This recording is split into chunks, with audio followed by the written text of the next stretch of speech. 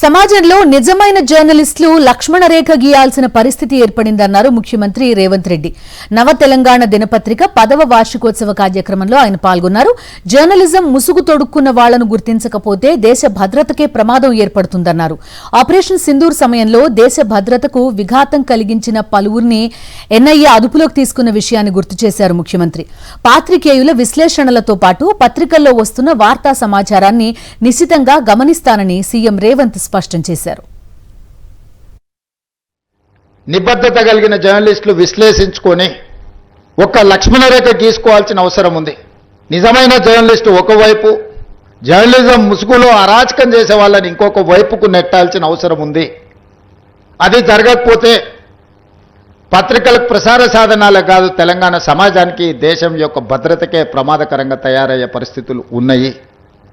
నిన్న మొన్న కొంతమంది సోషల్ మీడియా ప్లాట్ఫామ్లో పనిచేసే వాళ్ళు పాకిస్తాన్ ఐఏఎస్ ఏజెంట్లుగా పనిచేస్తున్నారని చెప్పి ఆపరేషన్ సింధూర్ సందర్భంగా కొంతమందిని అరెస్టులు చేసే పరిస్థితి వచ్చింది.